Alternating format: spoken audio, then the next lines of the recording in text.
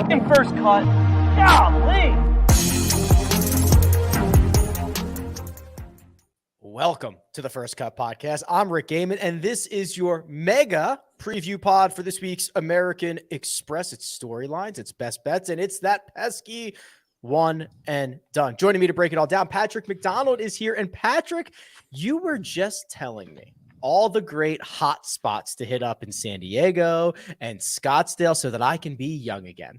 Oh, wow. Yeah, Rick, you got a long winter ahead of you. As Ned Stark would say, winter is coming. And Rick, you're right in the middle of the storm. I'm pumped for you, though, to go out west, check out all the young, hip bars of San Diego and Scottsdale. And but first we got to talk about the American Express, obviously. Of course we do. Kyle Porter is here, KP. He was acting like I'm awake past 9:30 at night. It was wild stuff earlier. Patrick's living in a different world than you and I are, Rick. It's he doesn't understand the trials and tribulations of being in your 30s, and we're waking up in the middle of the night to go pee. You can't be out until 1 a.m. No. By the way, I haven't seen that time it's been a while. But okay, two things. One, if I stay up until there have been moments over the last year, or there have been days, mostly on golf trips, really, or to cover events, where I'll stay up till 2 a.m. And you do that in college all the time, right? And now you're like, I think I was in somebody hit me last. I think I was in a fight last night. Played a football game. That's what it feels like. I've lived different lives. The life that it can be awake at 2 a.m. and my second life cannot, and I'm okay with that. My second thing is, I'm sorry if you're watching on YouTube and I look like Tiger at the PGA Championship at Belle Reve in the middle of August right now. I just got done with a workout, NBD. I work out, and I'm still sweating, so I'm sorry. You got a good lather going right now. Yeah, I'm proud you mentioned it. Yeah, well, I just had to own it. I mean, that's the thing with stuff like that. People are if you don't mention it, the chat will. Exactly. So you just got to own it off the top, and we'll go from there. Breaking news. Oh. Well, it's not that breaking. Maybe it's more like big news coming out of the world of golf. Liv, reportedly, has a TV deal. The network, you ask, is the CW. Patrick, we'll start here with you because I'm sure Kyle will have some takes. SBG alluded to this last year, at the end of last year in December. Other outlets reporting it today. David Faraday kind of spilled the beans on this in some media thing that he did a couple of days ago. The CW seems like the home for Liv. Yeah, I mean, they've got a lot of good programming, as is. You think about name one, the All-American. Name another. I know we have the list in the outline, and I was reading through it, and it legitimately looked like a job posting, like classifieds in a newspaper. It was like Family Law, The Walker, All American, and then I guess Liv now. But yeah, I mean, shout out to SBJ for the prediction coming true. That's pretty impressive, I'm gonna say. And it's interesting. I think we mentioned it kind of at the start that CW 20 or 12.5% CBS, 12.5 is Warner. And I'm interested to see kind of how the PGA Tour is feeling right now. Obviously 75% is Nexstar Media, and they were the ones who made the deal, but you got two tour partners in there where, they might get a share. I doubt they're going to make money the first year, but the potential's there where two tour partners are kind of with Liv, so to speak, right now. Wait, hold on. CBS owns 12% of CW? CW stands for CBS and Warner. That was the creation of the network, and then they sold it off in 2022. Do you know how many tweets I'm going to get? Did you tweet about it? Well, you're already a Liv shill. Yeah, that is true. Well, I can't tell. I forgot which side I'm on at this point. But people are going to lose their minds that CBS own. Well, here's the funny thing though. Live is paying CW or is paying CBS right now, right? Yeah. So it's 75% Nexstar and then 12.5 CBS, 12.5 Warner. I did not know that. That's the breaking news, Rick. That is the breaking news. Yeah. I mean, if you look at like Paramount or like CBS Viacom, like the parent company, you'd be pretty surprised at all the different things that they are. There's like a million different networks underneath this, but you're right. I mean, so out of the gate, KP, this is what Live paying CW, because apparently they're not getting paid for this, right? But the Live is going to sell their own ads, continue to do the production, and maintain the production costs. At least that's the report as of right now. Yeah, just to get this out of the way, it's easy to make fun of the CW or their programming. I will ride for One Tree Hill, and I will ride for Gilmore Girls. Okay. Both of those tremendous for different reasons. One Tree Hill, sneaky, like top 5 intro song ever. Gavin DeGraw. I watched so many episodes of One Tree Hill in college, which is probably not a good thing to admit on YouTube. But so a couple of things here. I think this is sort of mission accomplished for Live, right? And listen, like there's going to be jokes on Twitter because that's what happens on Twitter about Live being on CW. But this is what they were going for, and I don't know. People get wound up about like, oh, they're paying to have their product on TV, and I understand why that's easy to make fun of, but it's also on TV, right? Like that. I think sometimes you have to sort of. They're trying to accelerate. They're accelerating the bootstrapping of their own business, right?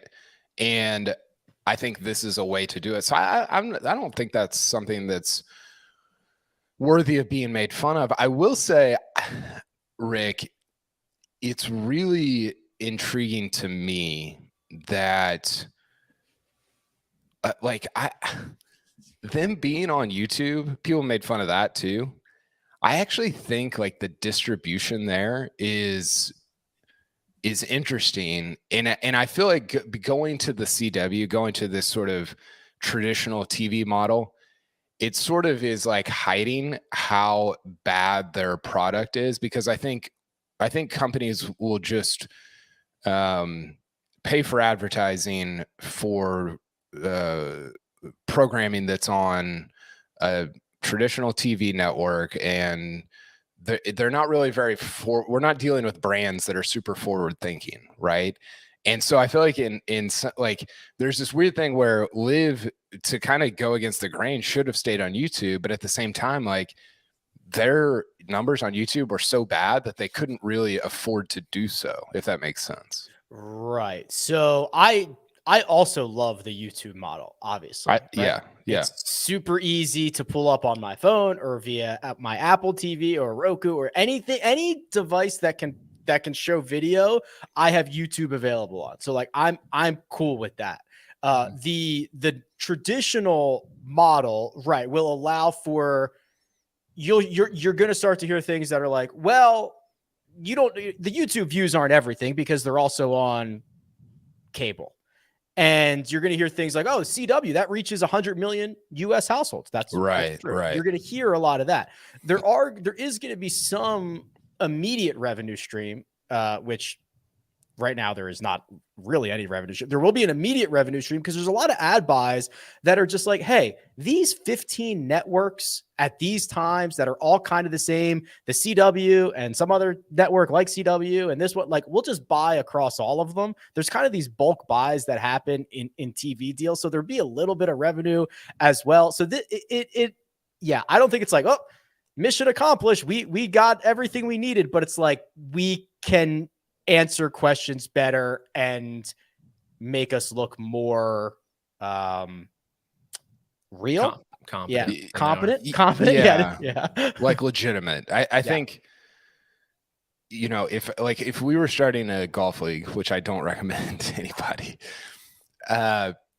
I think the model would be, hey, let's throw it on YouTube. Let's get Callaway or TaylorMade or Tide, whoever, to sponsor it. Obviously, I mean, part of the problem is those, like, a lot of these brands won't touch Live, especially as like almost a title sponsor, because like the way to do it is to be on YouTube, to get a title sponsor, to do what soccer does, throw that logo in the top right or the bottom left of the screen. And that's a huge disruptor to an entity like the PGA Tour, which has or the European Tour, any golf that's on TV, which has a ton of commercials. All of a sudden, you are differentiating yourself in a massive way to these other golf entities, and yet they strangely couldn't afford to do that because brands wouldn't touch them, and because it was almost embarrassing how bad their numbers on YouTube were, and it just, like, that just wasn't working for them. So I don't know. I think it's interesting. I don't know that it changes much about the way that I feel about Liv's future.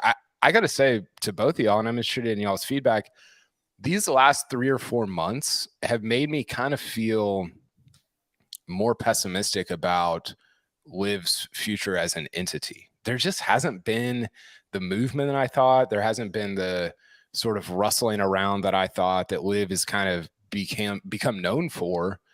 And I just, is this thing going to exist in 3 years? The last 3 months have made me think no.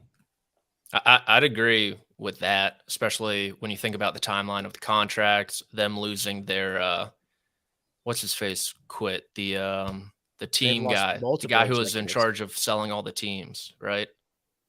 Yeah, they've lost multiple executives in the last couple of months. Yeah, I forget his like real title, but his main thing was he was in charge of like selling the 4 Aces, the franchise guy, whatever.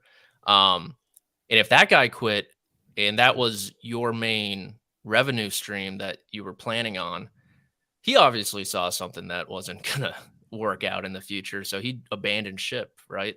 Rats don't jump on sinking ships usually. So wait, what's that phrase? Rats don't jump on sinking ships. They don't jump on. They jump off. Rats jump off sinking ships. Yeah, rats jump off sinking ships. I wasn't trying to catch you. I haven't heard that phrase. That's interesting. Rats jump off sinking ships. That's it. Okay. I got caught in the phrase. You just flipped it. It's still meant the same thing. I think you said it correctly. I read it last night. Rats don't jump on. Actually, rats don't jump on. The Silent Patient.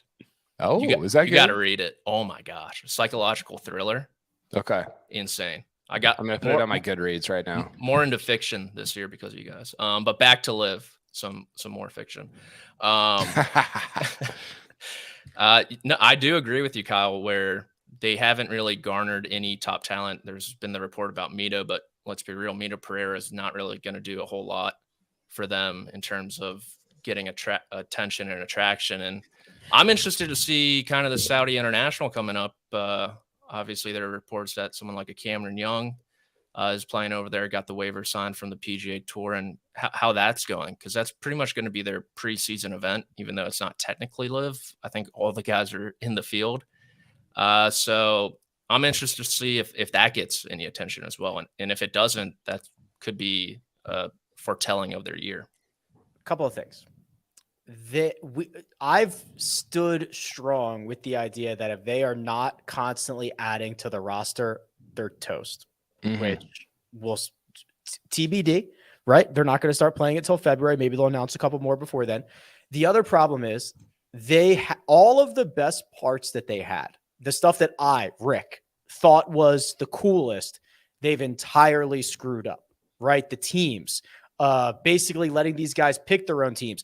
Why are they not redrafting every year? Why are we not talking about free agent movement right now? Why are we not talking about trades or what the draft order is going to be? When you take 4 or 5 months off between the end of your season and the start of your season, and there is nothing to talk about, you are stupid, right? The NFL is a year-round product. It is training camp. It is preseason. You have everything through the Super Bowl. And then we start talking about the draft order. And I'm not saying that any other sports organization needs to be the NFL. They are amazing, but they have found a way to be relevant 12 months here. Well, and I think in addition to that, that was sort of their ethos, right? It's not as if they had to go out of their way to drum that up. That's what they're all about. And they have a real opportunity, or had a real opportunity, to say, hey, if you're sick of watching, Seamus Power hit 3 irons at the RSM, here's some like actually interesting off the field stuff that's going on. And listen, I'm super critical of LIV, and I wish that it didn't exist and all this other stuff, but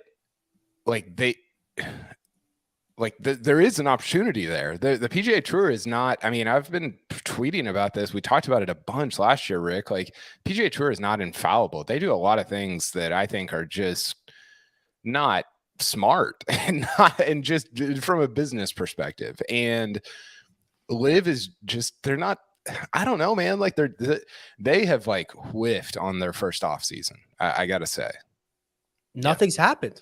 The only thing that they have done since their final event is tweet out the top 50 shots of the year, 5 every week. That is all they've done. That literally nothing has happened. The three of us should be getting DMs from people at LIV that are like, hey, who was kind of sniffing around over here? Whether it's true, like doesn't matter, right? Yeah. Like that's and they did a great job at it. I think the thing that's weird is they did that for 9 straight months, and now they haven't done it at all. Yeah. It kind of goes back to the first ever tournament, London, where they didn't even like broadcast the draft. Like, the most compelling part of it, they just left to the side. How about the draft started and 2 of the teams already had 3 guys on their roster? Yeah, that is true. Yeah, that the best part they blew. I just want to know, are the team names changing? Like, they should be talking about that. Like, that should be like a week's worth of talking points. I'd be paying like influencers to do all like those Instagram influencers, and everyone be like, oh my God, 4 aces are turning into the 5 aces now or something. Bubba said his team was going to be, they were going to have a new logo and a different team name, but that I heard that in August, and I haven't heard anything else. It doesn't seem and there were times last year where they seemed really disorganized, but I actually thought, to take it back to the sort of production, that was pretty organized. Like, they did a really good job of getting all that organized in a short amount of time. But with these executives leaving, with no chatter, with nothing, like it's just been really quiet. Even the bots haven't been coming after us. It seems like there's something else going on. Either there's disorganization or disagreement or something. And I'm going to be curious, Rick, when there's going to be somebody that went to LIV that's like, yeah, I'm good. I'm done with this. I actually want to go back and play the European Tour or the PGA Tour or whatever. That is going to happen. And I can't wait to see who it is and how it plays out, because it's going to be a mess. My guess is, I say Neiman when he's like 27 or 26 or 27. I forgot Neiman went. That sucks. I like Neiman. Yeah. It could be Bryson. that would be sick, because Bryson is a bridge burner, baby. And I hope that would give us just content for months if he tried to come back. I do need him back. Here are the top 10 shows. Top 10 shows on the CW. The American Homecoming, Walker, sure. The Winchesters. Number 5, DC's Stargirl. That actually got canceled this year. That was the number 5. I hate that. RIP. Yeah. Kung Fu, Walker, Independence. Number 8, Family Law. Number 9, Coroner. Number 10, Professionals. Sounds like a job listing. Professionals, Coroner, Family Law. Seriously. 5 of the top 7 players in the world are in Palm Springs this week for the American Express.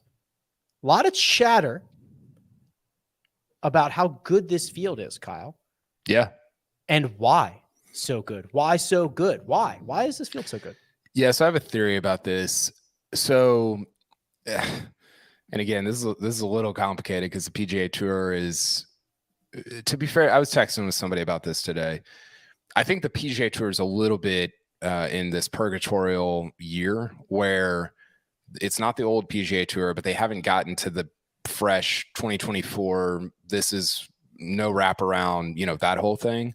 And so it's a weird year. And so I don't like, a lot of this stuff is changing on the fly and everything. But as far as I understand, you have to play 20 events, and that's the top 20 guys to or I guess it was 23 guys got pit money because they used 2 different lists, and the whole thing is we don't need to go down that path. But to get your pit money, you have to play the 13 elevated, 4 majors, and 3 non-elevated. So that's 20 total. Well, I went back and looked up the top 10 guys from 2022 and looked at events they played in the calendar year 2022 for the 2021-2022 season. And the top 10 guys only averaged 18 events. They didn't get to 20, which is not surprising, right? You some of those guys did get to 20, but they did it in the previous fall. So it wasn't the calendar year, which is what we're talking about this year. So they averaged 18 events. And so you're seeing, I think, guys having to add some events on average to their schedules. Jon Rahm only played 18. Rory played 15. I can't remember off the top of my head. I think Zalatoris played 18. He got hurt. JT played 18. So guys are having to add events to their schedule. And I think Patrick made this point. I think they're doing it early in the year because you get pretty jammed up in late February, March, April, May. It's just really tight. And then I don't think they want to play that much in the summer because you're traveling to the Open. You're kind of moving around more. You got the playoffs that are consolidated.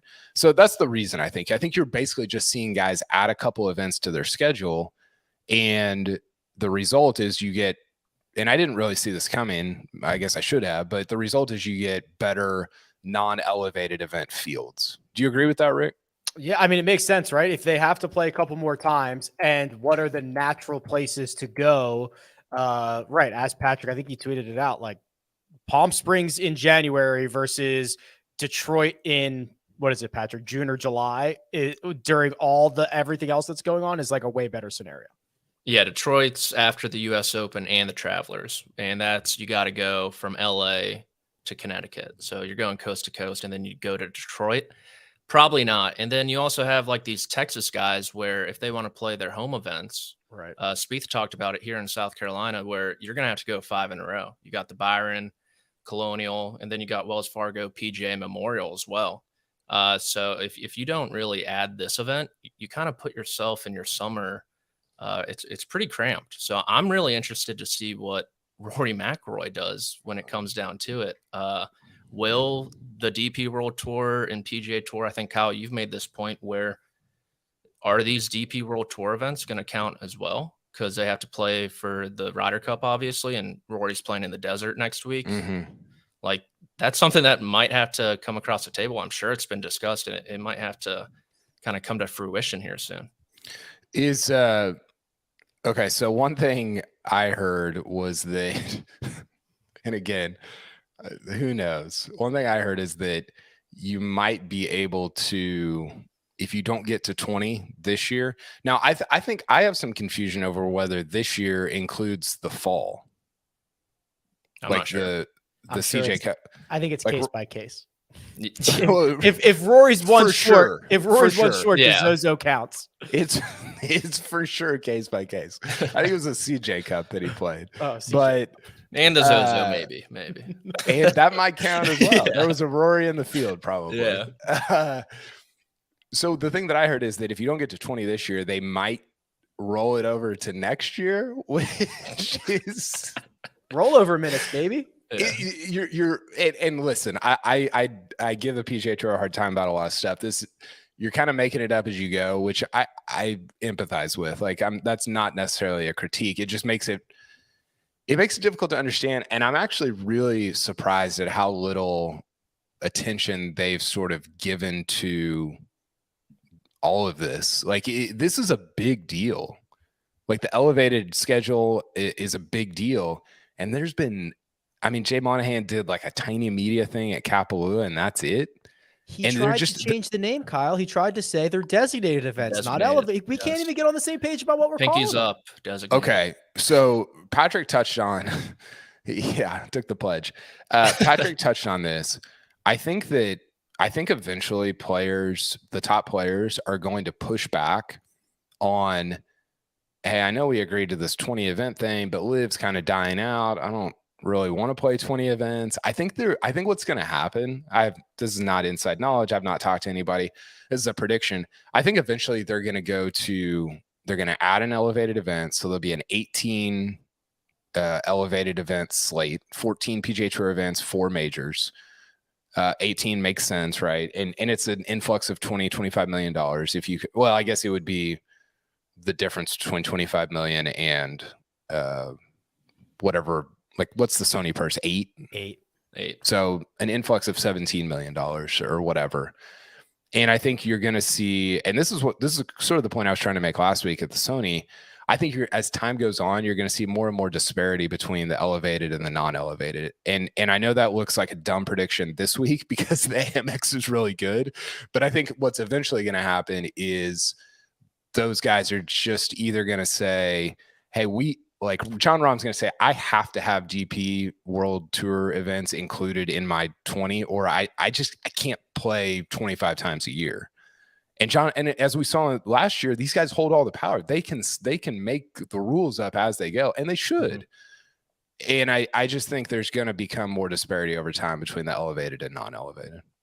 Yeah, and I think we'll see it this summer for sure, where these guys are going to want their rest for major championships. You know, if they want to play the week before majors, like some do, fine. But yeah, some tournaments like the 3M Open, Wyndham, I mean, we've seen them before. They haven't drawn great fields, and they're definitely not going to, even with this. I had an idea, but I'm not sure it's a great idea anymore. Half-baked. Let's hear it. They should have to commit to their schedule completely in advance. Here's what you submit your schedule in January or December. A fantasy draft for their scheduling with all the top 20 players and air it.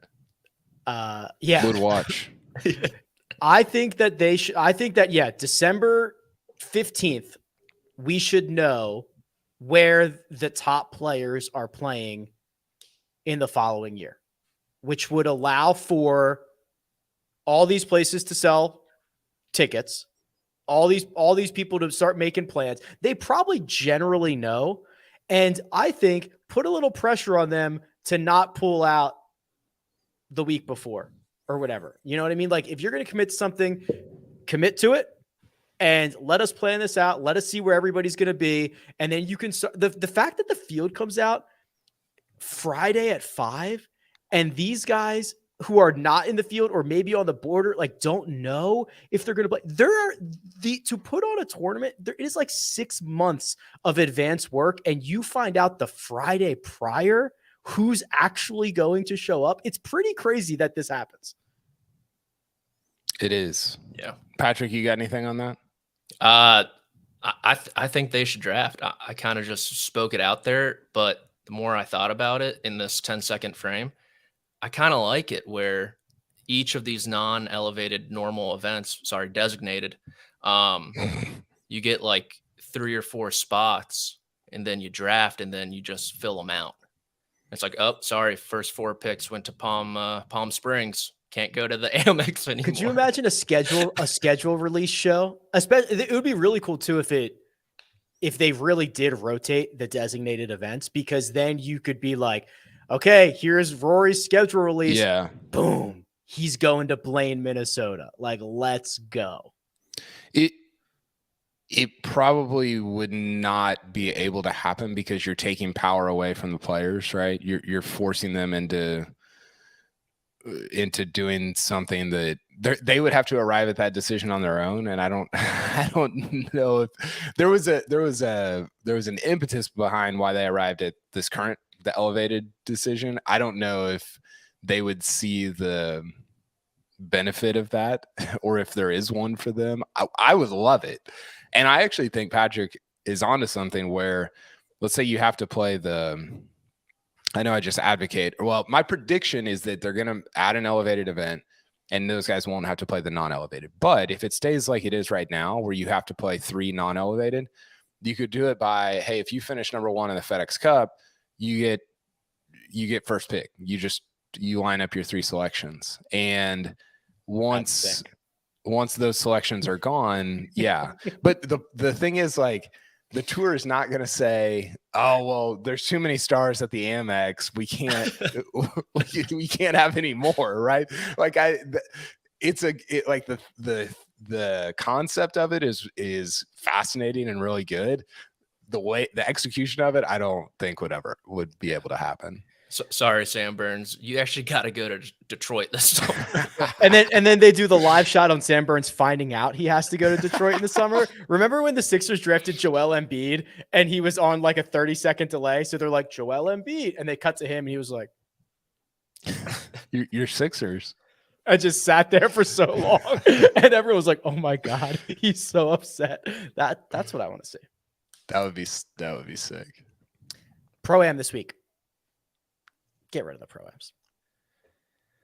I agree with that wholeheartedly.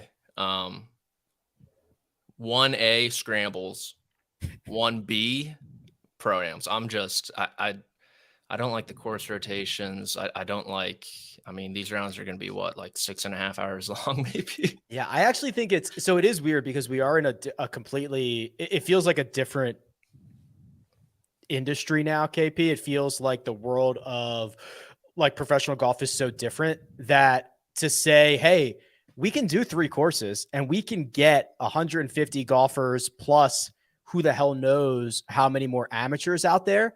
Just make it 450 professional golfers.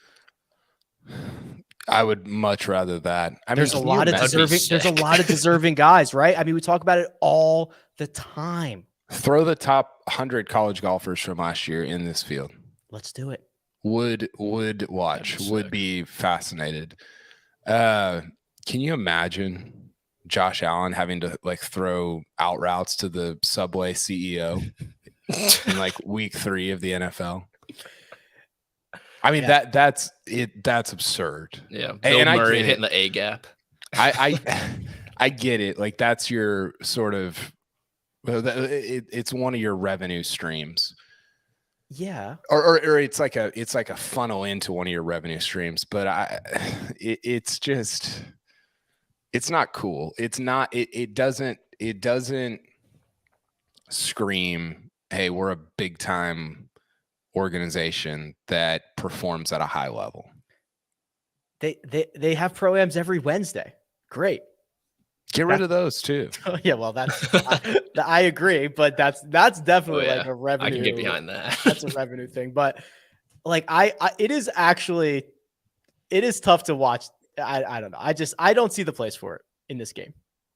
I made this point last year. You've got Pebble Beach, one of the iconic venues in the United States, and guys don't go. You've got this thing that you should have an elite event at every year, and guys don't go there in part because you've got the Samsung, chief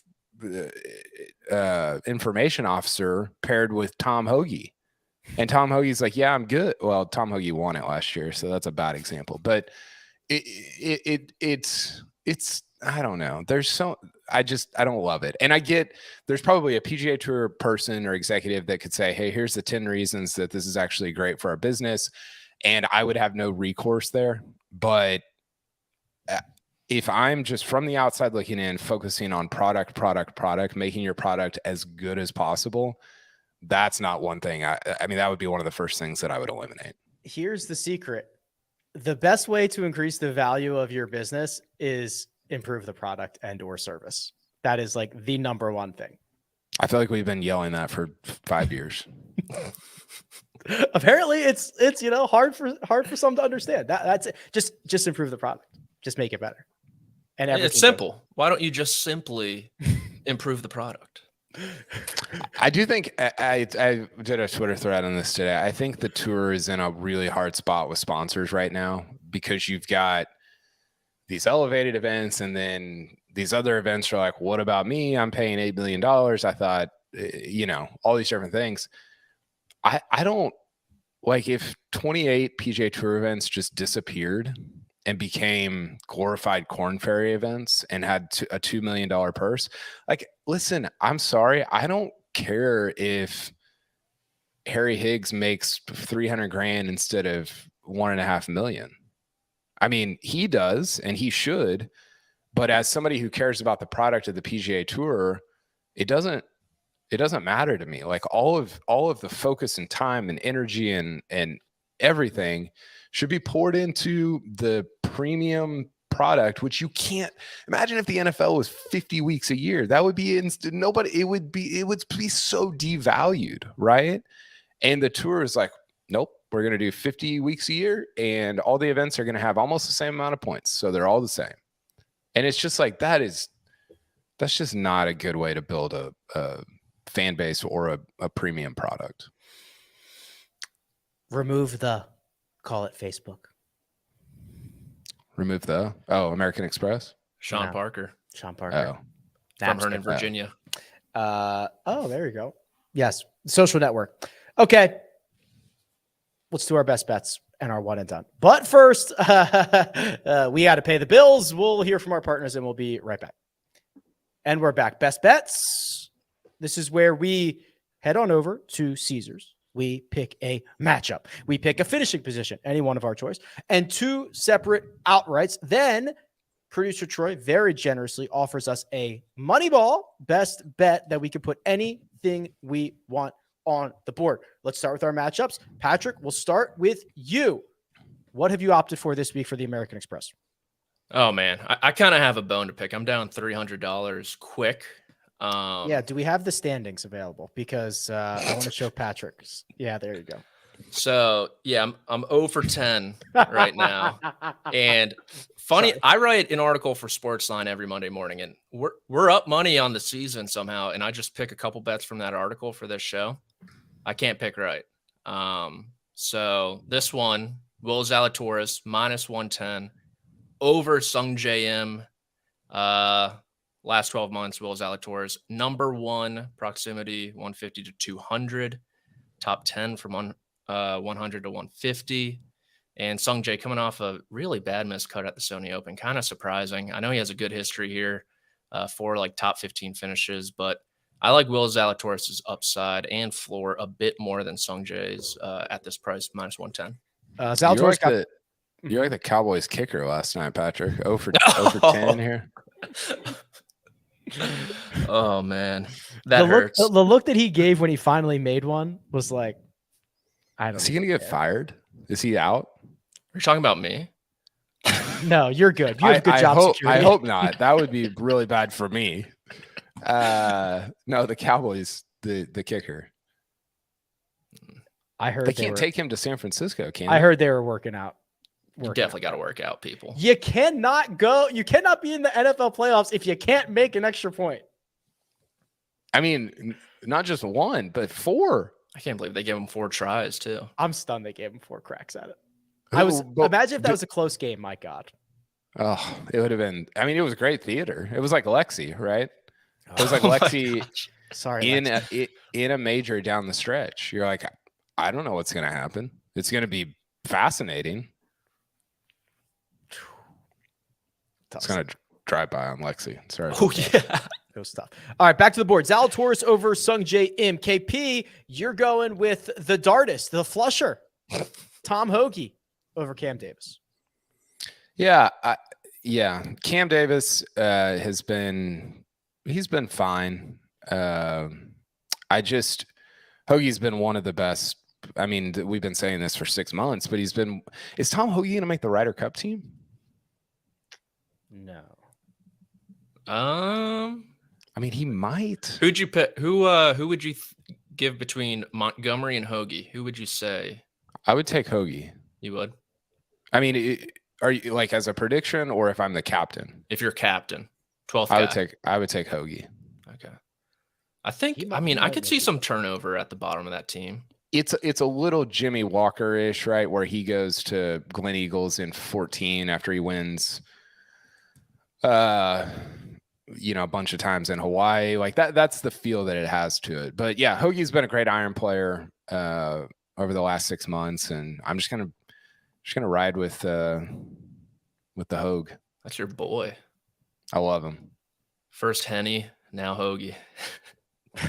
Dominic wants to know, if you were out there missing the field goals, would you rather your teammates be angry at you or give you the quote pity pats on the back and say it's okay? No, angry. Like the pity pat, that's patronizing. Like if I got on here and missed 10 best bets in a row, you'd be Patrick. I would be Patrick, and I would want you guys to be telling producer Troy, like, get this guy the hell out of here. Like, he's terrible. I'm kidding, Patrick, but I think we're too soft as a society. Like, we can't handle criticism and like legit feedback. Yeah, imagine Dak Prescott being like giving him a pal. Like, it's okay, pal. You got it. Yeah. It was tough. I went with Siwoo Kim over Andrew Putnam. Siwoo Kim is the dog. Plus 100 to Andrew Putnam's minus 120. This is an absolute trap I'm walking into. This doesn't make any sense. This is the guy who was the best player on earth last year, who's been great at this event. So is Putnam, but Siwoo Kim is a much better player than Andrew Putnam is, and this is an absolute trap I'm stepping into. And Putnam was kind of in it last week. I think it might be a little bit of the theory where once the guy kind of scales the mountain, the next week he might drop off a little, and Putnam will just kind of keep scaling the mountain. I can't remember where he finished last week. I think it was top 10. Yeah, it was pretty. I might have been T4 or something like that. He putted. He gained like 10 strokes putting. It was lights out. Yeah. So I'm with you. I would be on the Kim side, but I do agree with you. It feels like a sucker bet. Yeah, Rick, I have bad news for you. Also, I love that bet as well. Oh, crap. definite trap then. All right, I went with JT Poston top 10. This is probably one of the longer ones that I've done. Plus 600. Poston has finished T21 in 3 straight starts. He's been hitting it really well. Hasn't putted as well as he can, but he generally putts well at this event. So I'm looking for him to put those two together. Patrick, find me a top 20, please. Jason Day, top 20, 3-1, 5th in approach last 6 months. Had a pretty good fall there. Played well in the desert of Las Vegas. T8 at the Shriners. 8th in proximity from 150, 175 over the last half year as well. And tends to pop in California every now and again. So hopefully he has the vibes of Cali are with him, and he plays par 5s well as well. And so each course has 4 of them. So that's going to be key. So I like that price at 3-1. Jason Day loves a pro-am. Mm-hmm. Top 20, plus 300 for Jason Day to finish there. How about you, Kyle? I have given you, this is not a pity pat. This is a real strong pat on the back for going down the board and finding yourself who, please? Ben Taylor. Yes, sir. The Englishman. Yes, sir. He's been great. I think he's got either 2 or 3 straight top 20s. A little bit of a long shot here, but we're going for some value. I like him at 4-1 to finish in the top 10. I'm a little concerned at how good the field is. I wish it was a little worse, but it's okay. I think we'll be okay here. Outright's KP, I'll stick right here with you. One of your golfers is 11-1. One is 20-1. Where'd you go? I got Cantlay and Cam Young. So Cantlay is like, obviously he plays really well at this golf course. The Cam Young thing, I almost, and I'm curious about what Patrick says. I almost feel like I'm just going to try to fit him in here until he wins. And maybe that's dumb, but it just is like, it seems so close to happening. He finished 13th, I think, at Kapalua. He was 3rd in his start before that. I'm a little up in the air about where his game is at, just because we haven't seen him very much over the last 2 or 3 months. But he's a little bit of just a auto plug-in, especially in a non-elevated event for me right here. Yeah, I agree with that too. So I'll just go, Rick. So yeah, Cam Young 20-1 for me. And I think last year, I think the finish wasn't good. Maybe 40th, but he entered the final round 3 off the lead. 77 on Sunday. And yeah, I mean, he just makes a ton of birdies. He's good on par fives. Irons are good. It's really the putter. Sometimes it can be pretty bad, but I'm hoping the Kapalua start kind of got him into gear. And then another guy who seems to be winning very soon is Sahith Theegala at 55-1. It's a good number. Admittingly, he could definitely finish last in this field if he really wanted to. But at the same time, he could contend. They're equal probabilities, I think. Cali boy, desert experience. He was there in Phoenix last year. And so this is more of a gut play because the numbers have not been working out for me recently. So I'm going with the gut, and it's telling me Theegala at 55-1. Very professional of you, Patrick, just to take the reins there and do your outrights without a cue. That was well done. I'm learning. Thank you. I went with Will Zalatoris, 22-1, too long. Just too long. Just too good. And Brian Harman, who was 18-1 last week at a place that hasn't really been all that good to him. And now he goes to a place that is a lot better for him. And he is 40-1. We might see his name again here in a minute. Yeah, we're going to see his name a lot. Best bets. This is where we can get anything in the whole wide world that we want as long as it is offered at Caesar Sportsbook. And KP, you've done it again. You have doubled down on one of your previous wagers. Which one was it? I think it was Ben Taylor. I don't. It is. Yeah, that's right. I forgot what I put in there. I did it only 30 minutes ago, and I already forgot. So just for some context here, T4 at the Sony, okay. T21 at the RSM, didn't putt it very well. Third at the Houston Open, and these are performances that are statistically sustainable. There's no he putted it fairly well at Sony and Houston Open, but really he did the majority of his work in at least at the Sony in ball striking. So he's been hitting the golf ball really well. And I like him here at 4-1. I went with Callum Tarrant, top 20, 6-1. It's probably the longest best bet I've ever made. But this dude either misses the cut or finishes top 20. Played well at the RSM Classic. He's the two skill sets you want: approach play, putting. That's your guy, Callum Tarrant, top 20. Patrick, you too have opted to double down. Will Zalatoris minus 110 over Sung JM. I almost just said F it and went for Cam Young at 20-1. But cooler heads prevailed. We'll see if I regret it later. And hopefully doubling down, we get off the schneid here with this matchup. Callum Tarrant, top 20.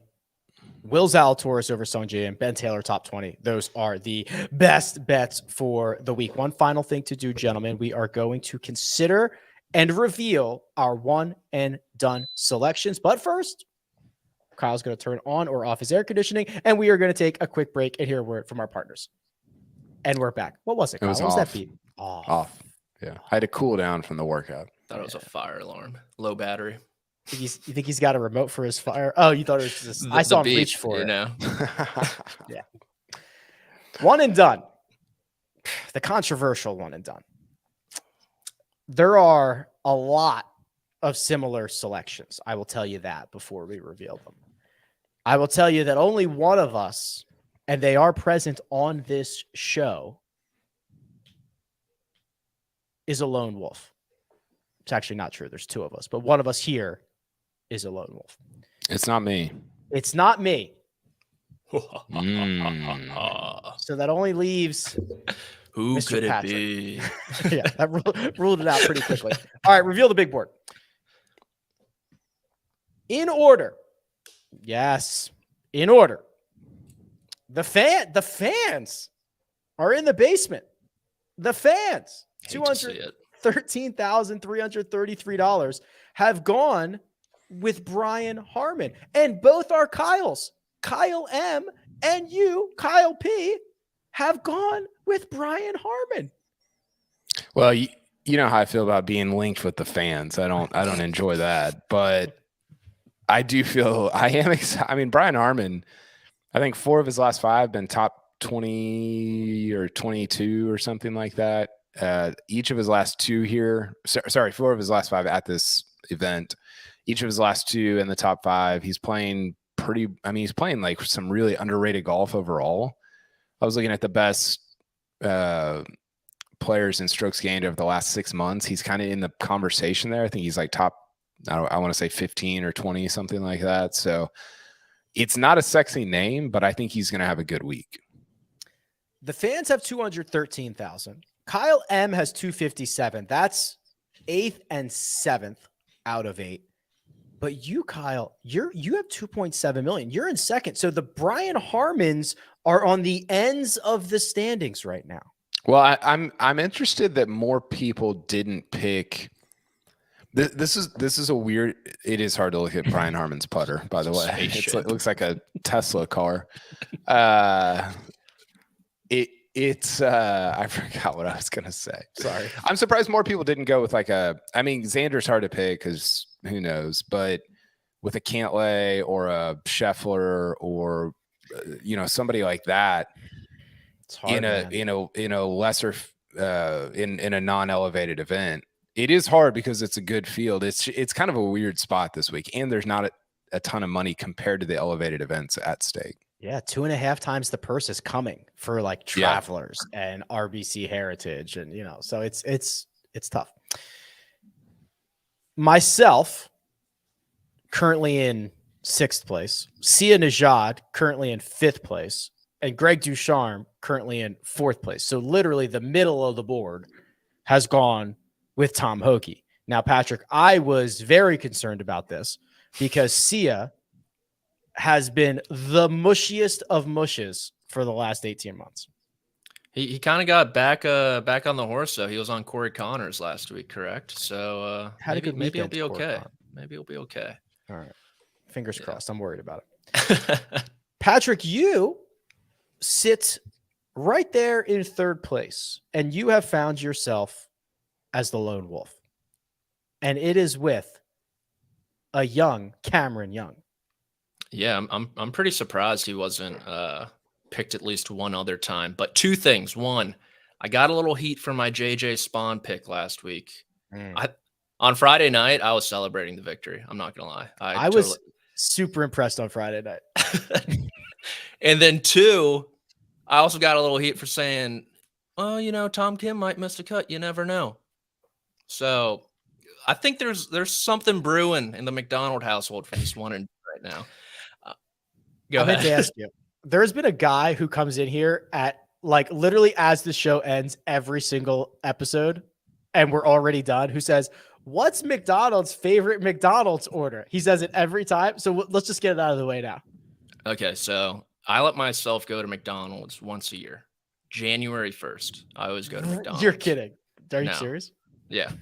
I always go to McDonald's, and this is a real thing? Yeah, it's like once a year. New Year's Day, go to McDonald's.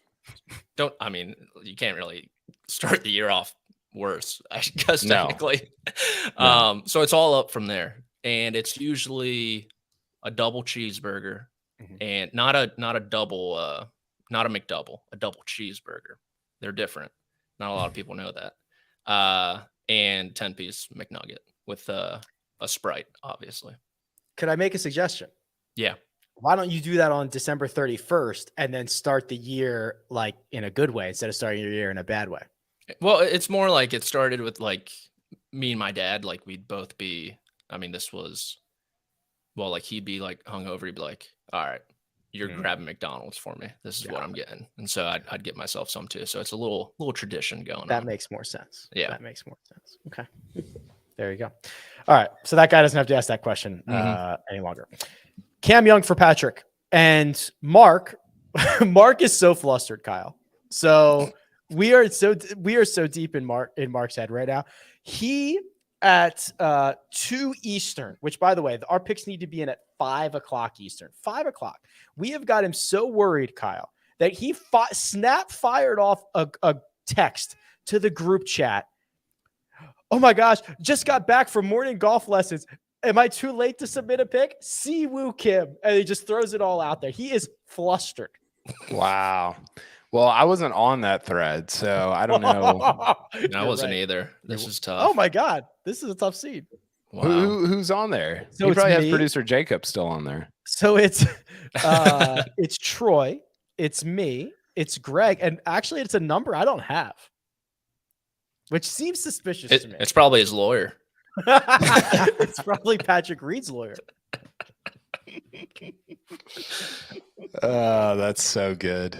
Yeah, I mean, in theory, it's a good pick, right? Because, like you said, Siwoo is really good here, but I'm a little. I mean that the Putnam Siwoo thing has me a little shook. I don't know what to think about Siwoo this week. I'm so scared.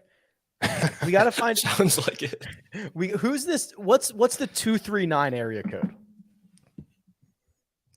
Southwest Florida. That doesn't help narrow it down with these guys. Who could that be? Naples. I don't know who that is. So Tiger. That was he looped in Tiger on his. Maybe it was Siwoo, just like looping in Siwoo. So hey, I got you this week.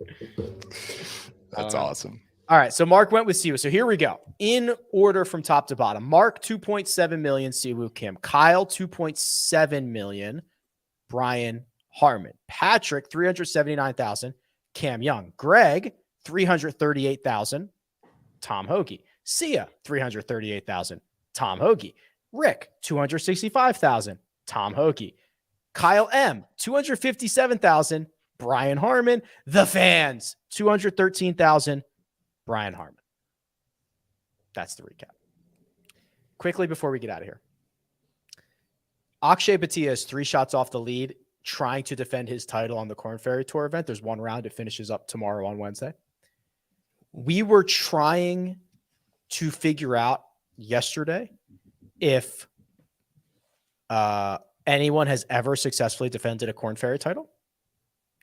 Because in theory, if you've won or you've played well, you've probably been promoted, which you obviously haven't come back and defended. And even if you didn't, winning again is pretty hard. Mm-hmm. We think we might have one answer. Maybe. Any ideas, boys? I feel like it's got to be the it almost has year, to be, like the COVID year. Patrick is on to something. But I couldn't tell you who. But somebody won a bunch that year. But someone won twice. Someone won at least the same event twice.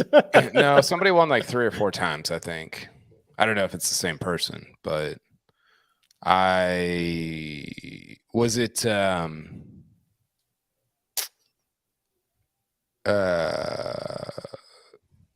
what's his name?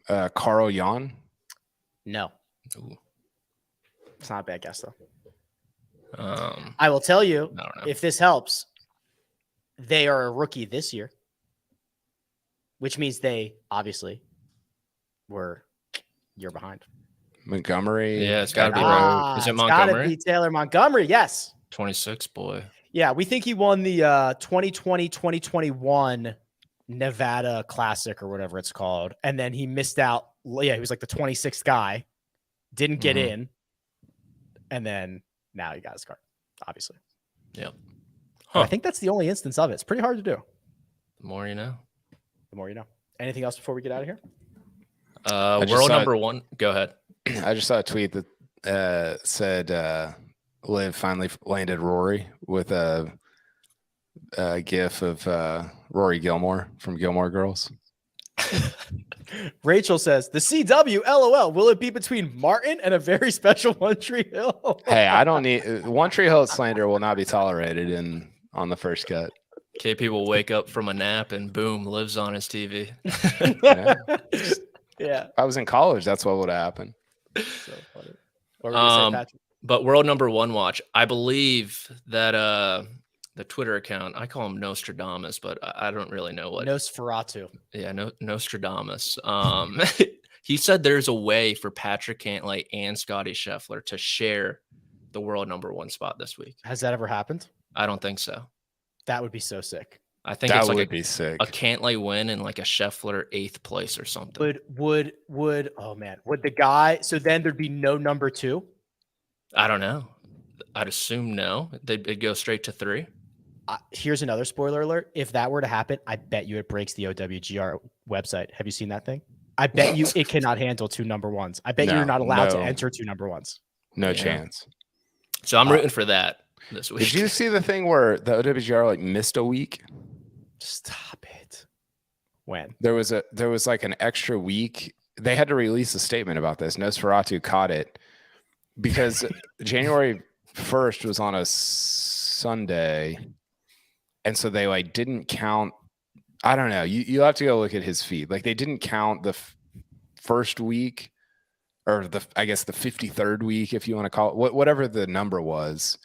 And so I think after Rahm won Tournament of Champions, he didn't like nothing happened in the OWGR.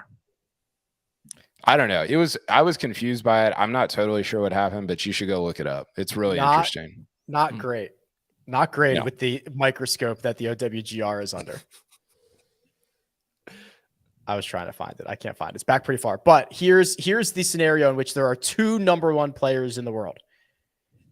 Obviously, according to Nosferatu. If Patrick Cantlay wins the American Express and Scottie Scheffler finishes solo 8th, those 2 could share the number 1 place in the world rankings, and Rory will drop to number 3. Now, here's the big caveat, and I hate this caveat. It can change if there are future changes to the field. Oh, I hate that. Ooh. We have to start the week with that being possible. Yeah. But it might change to Scheffler has to finish 7th or 9th or whatever. Okay, that would make me feel better. Yeah. I think it will be possible. It's just a matter of what the finishing position is. I will love it if that happens. Yeah, I'm rooting for that. It would be awesome. I need to bet. I'm going to go bet Patrick Cantlay to win and parlay it with whatever exact finishing position for Scottie Scheffler. I probably can't find that anywhere, but I would absolutely love that. That would be sweet. Yeah. Oh, God. Amazing. That'll do it. We will be back on Sunday for a recap of said American Express. Big thanks to producer Troy, who also does not have that number that Mark texted, so we have no idea who it is, infiltrating the First Cut group. Maybe it's Kyle M. Oh, that'd be sick. I'd be stoked to have Kyle M's number. Patrick McDonald is available at amateur status. Kyle Porter is available at Kyle Porter CBS. You can find me at Rick Run Good. This has been The First Cut. We'll catch you next time.